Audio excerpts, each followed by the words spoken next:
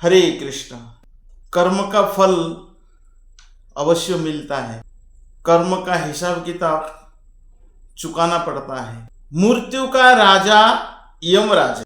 जीवात्मा जितना भी इस धरती पर पाप किया है, मृत्यु के बाद यमराज एक एक हिसाब करते हैं और हर पाप कर्म का दंड देते हैं।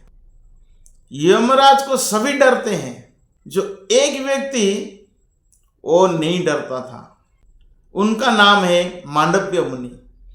मांडव्य मुनि यमराज को नहीं डरते थे।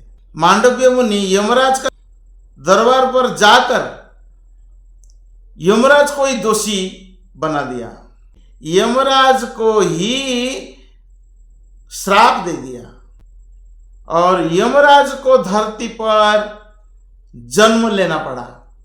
एक बार मांडव्य मुनि तपस्या कर रहे थे अपने आश्रम में। कुछ चोर लोग आकर आश्रम में छिप गए। राजा का सिपाही ढूंढते ढूंढते ढूंढते मांडव्य ऋषि का आश्रम तक पहुंच गए। चोर लोग के बीच में मांडव्य मुनि तपस्या कर रहे थे अपने आश्रम में, तो चोर लोग पकड़ा गए।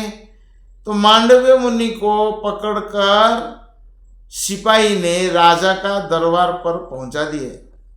अभी मांडव्य मुनि के ऊपर चोरी का आरोप लगा, तो राजा ने चोरी का दंड देते हुए राजा ने मांडव्य मुनि को सूली पर चढ़ा दिया। राजा ने देखा मांडव्य मुनि प्राण त्याग नहीं कर रहे हैं। राजा को गलती का एहसास हुआ। राजा ने मांडव्य मुनि को सूली से मुक्त कर दिया। मांडव्य मुनि से क्षमा मांग लिया। मांडव्य ऋषि यमराज के पास पहुंचे और मांडव्य ऋषि ने यमराज से पूछा, मैंने क्या गलती किया था जो मुझे सूली पर इतना बड़ा दंड मिला? तो यमराज ने कहा मांडव्य ऋषि से, बाल्य अवस्था जब तुम्हारा 12 साल उम्र था, उस समय तुमने एक गलती किया था। एक तितली का पृष्ठभाग कांटा चुभाया था, इसीलिए ये दंड मिला। मांडव्य मुनि क्रोधित हो गए। इतना छोटी सी पाप और बाल्य अवस्था में, केवल 12 साल उम्र में, तो इतना बड़ा दंड यमराज का पदवी में कौन नियुक्त किया है? तुम यमराज का पदवी के लिए काबिल नहीं हो, क्योंकि तुमको धर्म और अधर्म का ज्ञान ही नहीं है। छोटा अपराध, इतना बड़ा दंड।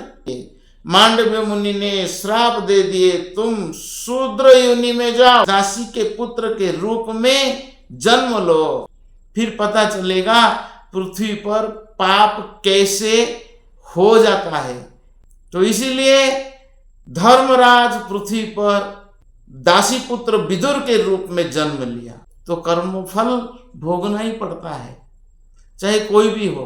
कर्म फल से मुक्त होने के लिए केवल एक ही रास्ता है। जब हम भगवान के शरण जाते हैं तो हम कर्म फल से मुक्त हो सकते हैं। भगवान भगवद गीता में कहते हैं कि अहम त्वम सर्व पापेभ्यो मोक्ष्यामि मा शुच सर्व धर्मान परित्यज्य माम एकम शरणम व्रज। तुम मेरे शरणों में आओ, मैं तुम्हारा समस्त प्रकार के पापों से मुक्त कर दूंगा। भगवान वचन देते हैं। तो भगवान का शरण जब जाते हैं तो कर्मफल हमारा नष्ट होता है, नहीं तो कर्मफल नष्ट नहीं होता है। कर्मफल तो भोगना ही पड़ता है। इस संसार में जिसने जन्म लिया है, अगर उसने पाप किया, पाप का कर्मफल मिलता है। अगर पुण्य किया तो पुण्य का भी कर्मफल मिलता है। अवश्य सभी को कर्मफल भोगना पड़ता ही है। इसलिए हम भक्तों को बचना चाहिए, किसी प्रकार के पाप कर्म में लिप्त नहीं होना चाहिए। हरे कृष्ण।